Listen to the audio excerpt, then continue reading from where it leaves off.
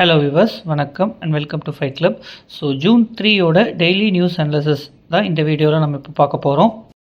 So first news, EV electric vehicle, அதுக்கு நிறைய initiatives பண்ணிட்டு வராங்க. அதில் ஒரு முக்கியமான இனிஷியேட்டிவ் அப்படிங்கிறது என்னென்னா, இப்போ நமக்கு ஃபாரின்லேருந்து வரக்கூடிய கார் அது எல்லாத்துக்குமே வந்து பார்த்திங்கன்னா 70 to 100% டியூட்டிஸ் இருக்கும், ஓகேங்களா. இப்போ அதை கேன்சல் பண்ணி வெறும் 15% கொண்டு வந்திருக்காங்க. ஆனால் கண்டிஷன் என்ன அப்படின்னா, அவங்க ஒரு லோக்கல் கண்டென்ட் ரெக்குயர்மெண்ட் அப்படிங்கிறத என்ஷூர் பண்ணும். 3 வருஷத்துக்குள்ளே லோக்கலாக அவங்க கார் ப்ரொடியூஸ் பண்ணும் அப்படிங்கிறது தான், ஓகேவா. லோக்கல் இவி மேனுஃபேக்சரிங் பண்ணணும். தென் பார்த்திங்கன்னா அவங்களுக்கு ஸ்பெசிஃபிக் லோக்கல் கண்டென்ட் ரெக்குயர்மெண்ட் இருக்கணும்.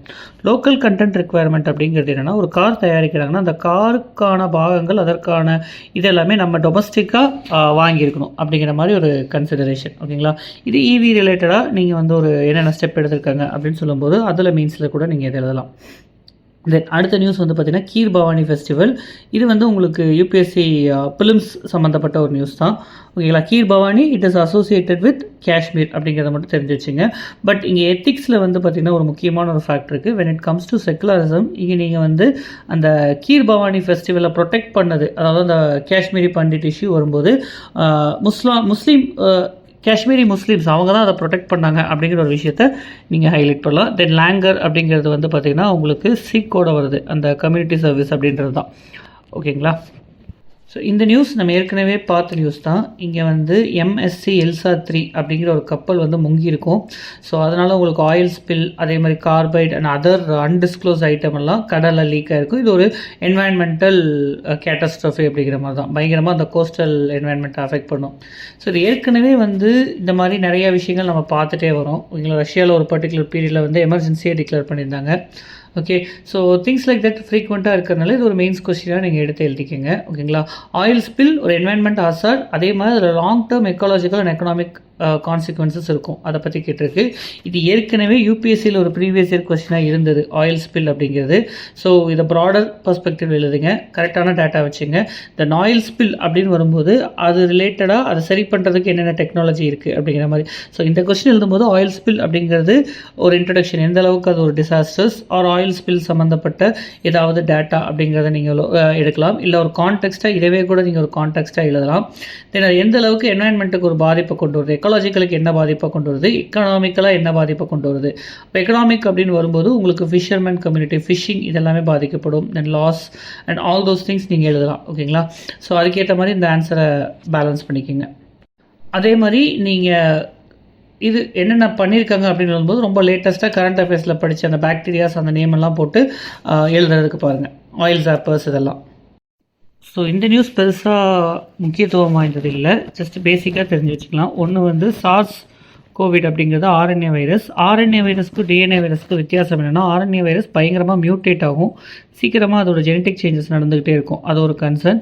அதே மாதிரி பார்த்திங்கன்னா India is signatory of world health organisation pandemic agreement அப்படின்னு வேர்ல்டு ஹெல்த் ஆர்கனைசேஷனில் நம்ம இந்தியாவும் சைன் பண்ணியிருக்கோம். ஸோ அதனால் இந்த பேண்டமிக் இதெல்லாம் அதுக்கேற்ற ப்ரிகாஷன்ஸ் எடுத்துக்கணும். இப்போ ரீசெண்டாக பார்த்திங்கன்னா நிறைய கோவிட் வந்திருக்கு அப்படின்னு சொல்லிட்டு இருக்காங்க. பட் கன்சிடரேஷன் என்னென்னா, ஆல்ரெடி நமக்கு வேக்சின் மூலியமாகவோ இல்லை ஏற்கனவே கோவிடுக்கு எக்ஸ்போஸ் ஆனதுனால ஒரு இம்யூனிட்டி இருக்குது. ஸோ இந்த நம்பர்லாம் பார்த்து பெருசாக பயப்பட வேண்டாம். எனிவேஸ் கவர்மெண்ட்டோட இன்ஸ்ட்ரக்ஷன் இதெல்லாமே வெயிட் பண்ணி பார்ப்போம். ஸோ இந்த நியூஸில் பார்த்திங்கன்னா சப்சி கேபிள் அப்படிங்கிறத பற்றி சொல்லியிருக்காங்க. அதோட முக்கியத்துவம் என்னங்கிற மாதிரி ஒரு அனாலிசிஸ் கொடுத்துருக்காங்க. இது இல்லாமல் ஃபஸ்ட்டு இந்தியா யூஎஸ்குள்ளே இருக்கக்கூடிய ட்ரஸ்ட் அப்படிங்கிற ஒரு ஃப்ரேம் ஒர்க், ஓகேங்களா. அது ரொம்ப முக்கியம். ஐசிஇடியிலேருந்து இப்போ இவால்வ் ஆகி அது ட்ரஸ்ட் அப்படின்னு இருக்குது, ஓகேங்களா. அடுத்து ரொம்ப முக்கியம், நம்ம இந்தியாவில் கோஸ்ட் லைன் அப்படின்னு பார்த்தீங்கன்னா 11,198 கிலோமீட்டர் இருக்குது. பட் இந்தியாவில் வெறும் 17 சப்சி கேபிள் தான் இருக்குது. ஆன் கம்பேரிசன் சிங்கப்பூர் பார்த்திங்கன்னா 26 சப்சி கேபிள் இருக்குது. அடுத்து இங்கே ஒரு நல்ல ஒரு இன்ட்ரடக்ஷன் கொடுக்குற மாதிரி ஒரு கண்டென்ட் இருக்குது. என்ன அப்படின்னா, இப்போ இந்தியாவோட கோஸ்ட் லைன் அப்படிங்கிறது ஒன்று சொல்லியிருக்காங்களா, அதே மாதிரி பார்த்திங்கன்னா position between Europe, South East Asia, Africa, India sits near key maritime choke points, strait of Hormuz, strait of Malacca, Bab el Mandeb அப்படின்னு சொல்லி இந்த ஒரே சென்டென்ஸில் உங்களுக்கு எல்லாத்தையும் கனெக்ட் பண்ணி அந்த இந்தியன் ஓஷனோட முக்கியத்துவத்தை சொல்லியிருக்காங்க.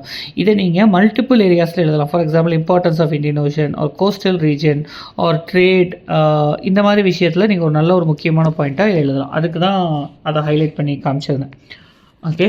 அதே மாதிரி வந்து பார்த்திங்கன்னா உங்களுக்கு ஒரு ட்ரை ஜங்ஷன், முக்கியமான key junction, Asia, Africa, Europe இவங்க எல்லாத்தையுமே கனெக்ட் பண்ணுறதுக்கு இந்த சி கேபிள் ரொம்ப முக்கியம்.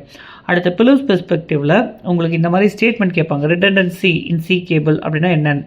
ரிடண்டன்சி அப்படின்னா எந்த அளவுக்கு ரீரூட் பண்ண முடியும், வேறு டிஸ்ரப்ஷன் இருக்கும்போது எவ்வளோ தூரம் நம்மளால் மாற்றி கொடுக்க முடியும் அப்படிங்கிறது தான் ரிடண்டன்சி.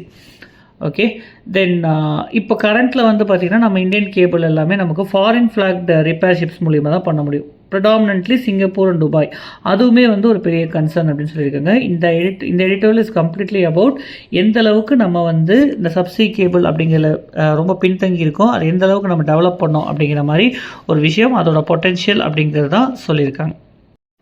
ஸோ டெக்ஸ்ட் அண்ட் கான்டெக்ட்ஸில் பிரசிடென்ட் ரூல் சம்மந்தப்பட்டதாக சொல்லியிருக்காங்க. இதை பற்றி நான் ஏற்கனவே ஒரு டீட்டெயில்டு வீடியோ போட்டிருக்கேன், அதோட லிங்க் நான் டிஸ்கிரிப்ஷனில் கொடுக்குறேன். அது பிலர்ஸ் பெர்ஸ்பெக்டிவ்லையும் பிரசிடென்ட் ரூல் அப்படிங்கிறத கம்ப்ளீட்டாக அண்டர்ஸ்டாண்ட் பண்ணுறதுக்கும் யூஸ் பண்ணிக்கோங்க. ஸோ இப்போ ஆன்கோயிங் ரஷ்யா அண்ட் உக்ரைன் வார் அப்படின்னு வரும்போது நியூக்ளியர் த்ரெட் அப்படிங்கிறது கொஞ்சம் சீரியஸாக பேசப்பட்டு வருது. அப்படி இருக்கிறப்போ யூரோப்புக்கு ஒரு நியூக்ளியர் அம்பர்லா கொண்டு வரணும் அப்படின்னு ஃப்ரான்ஸ் ஒரு இனிஷியேட்டிவ் கொண்டு வந்திருக்காங்க.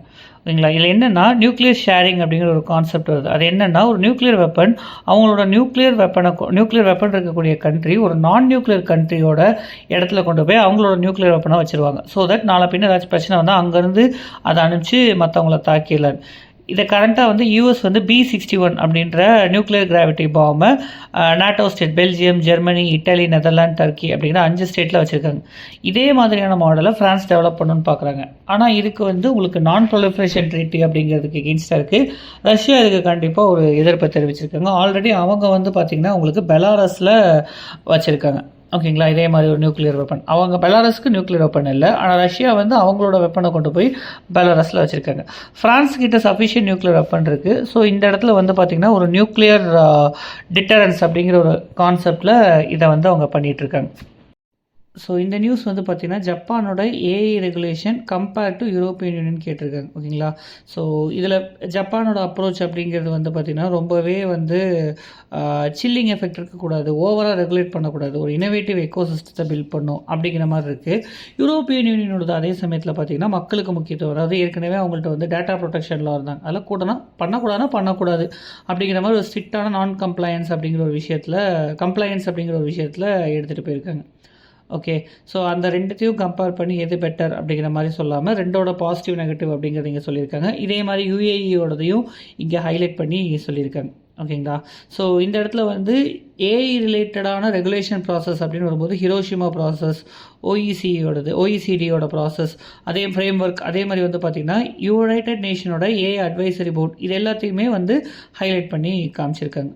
ஓகேவா, ஸோ இப்போ இதில் வந்து பார்த்திங்கன்னா ஏஐ ரிலேட்டடாக எத்திக்ஸ் கொஸ்டின் ஒன்று எடுத்துக்கோங்க. ஓகேங்களா, இப்போ நம்ம ஃபாஸ்ட்டாக ஏஐலாம் யூஸ் பண்ணிருக்கோம், அதோட எத்திக்கல் இஷ்யூஸ் இன்வால்வ் ஆனது என்ன அப்படிங்கிறதா. கிட்டத்தட்ட எல்லாத்துக்கும் ஆன்சர் சிமிலர் தான். நீங்கள் ஏஐ அதிகமாக போக உங்களுக்கு என்ன பிரச்சனை வரும்னா ரெஸ்பான்சிபிலிட்டி, அக்கௌண்டபிலிட்டி, இந்த டைமென்ஷன்ஸ் தான் திரும்ப திரும்ப ரிப்பீட் ஆகும். சரியா, ஸோ அதை ஒரு பேலன்ஸ் பண்ணி ஒரு ஆன்சராக எழுத பாருங்கள். ஓகேங்களா, ஸோ இந்தியா பராகுவே ரிலேஷன் அப்படிங்கிறதும் இங்கே பேசியிருக்காங்க. பராகுவே அப்படின்னு போது இங்கே ரொம்ப முக்கியமாக நீங்கள் நோட் பண்ண வேண்டியது அந்த மெர்கோசார் அப்படிங்கிற ப்ரிஃபரன்ஷியல் ட்ரேட் அக்ரிமெண்ட். இந்தியா 2004 இந்த அக்ரிமெண்ட் இருக்குது. மெர்கோசாரில் என்னென்ன கண்ட்ரிஸ் இருக்குது அப்படிங்கிறத கமெண்ட் செக்ஷனில் போடுங்க. ஸோ டி அடிக்ஷன் அப்படின்றது இங்கே ஒரு தீமாக சொல்லியிருக்காங்க. இங்கே நம்ம நோட் பண்ண வேண்டியது கேப் டிஸ்ட்ரிக்ட் அப்படின்னா என்னென்னு. கேப் டிஸ்ட்ரிக்ட் அப்படின்னா ப்ராப்பரான இன்ஃப்ராஸ்ட்ரக்சர் இல்லை, அந்த சப்ஸ்டன்ஸ் அப்யூஸில் இருக்கிறவங்களுக்கு ரீஹபிலிட்டேட் பண்ணுறதுக்கான ப்ராப்பரான இன்ஃப்ராஸ்ட்ரக்சர் இல்லாத ஸ்டேட்ஸை நம்ம வந்து கேப் டிஸ்ட்ரிக்ட்ஸ் அப்படின்னு சொல்லுவோம். அதில் ஹையஸ்ட் வந்து சத்தீஸ்கர். அடுத்து இங்கே பர்ச்சேசிங் மேனேஜர்ஸ் இண்டெக்ஸ் அப்படிங்கிறது கொஞ்சம் குறைஞ்சிருக்கு. பர்ச்சேசிங் மேனேஜர்ஸ் இண்டெக்ஸ் அப்படிங்கிறது கொஞ்சம் அட்வான்ஸாகவே அவங்க வாங்கி வைக்கிறது. ஒரு பொருள் தயாரிக்கிறதுக்காக அவங்க எவ்வளோ வாங்குறாங்கன்றதை வச்சு அந்த உற்பத்தி அப்படிங்கிறது எப்படி இருக்குது அப்படிங்கிறத தெரிஞ்சுக்கலாம். ஸோ அதை அபவ் 50 அப்படின்னு இருந்துச்சுன்னா உங்களுக்கு எக்ஸ்பான்ஷனரி ஆக்டிவிட்டீஸ், பிலோ 50னா கான்ட்ராக்ஷன். இப்போ இதை பப்ளிஷ் பண்ணுறது வந்து பார்த்திங்கன்னா HSBC India manufacturing, HSBC India அப்படிங்கிறது தான். ஓகே, ஸோ ஜஸ்ட் இது ஒரு இண்டெக்ஸாக மட்டும் நோட் பண்ணி வச்சுக்கோங்க. ஸோ இந்த நியூஸ் அனாலிசிஸ் அவ்வளோ இம்பார்ட்டன்ட் கிடையாது.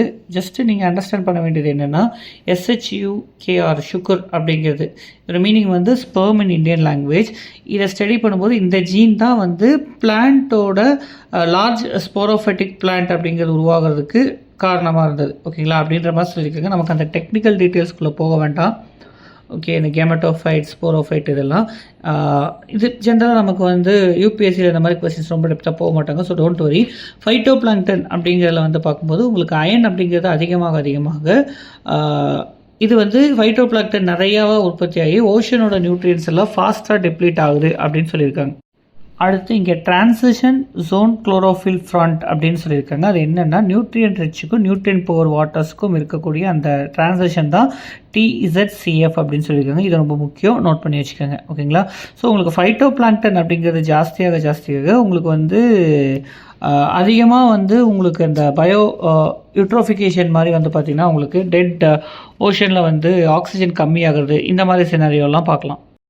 So thank you so much for your support and thank you for watching this video. ஃபர்தராக வந்து உங்களுக்கு மே மந்தோட கரண்ட் அஃபேர்ஸ், அதுக்கப்புறம் இந்த நியூஸ் பேப்பர் இல்லாமல் உங்களுக்கு மேகசின்ஸ், பிஐபி இதிலிருந்து வரக்கூடிய கரண்ட் அஃபேர்ஸ் அப்படிங்கிறத ஆக்சஸ் பண்ணணுன்னா நீங்கள் வந்து மெம்பர்ஷிப் அப்படின்ற ஒரு ஆப்ஷன் இருக்கும், இதில் ஜாயின் பண்ணிக்கோங்க. So thank you, see you soon.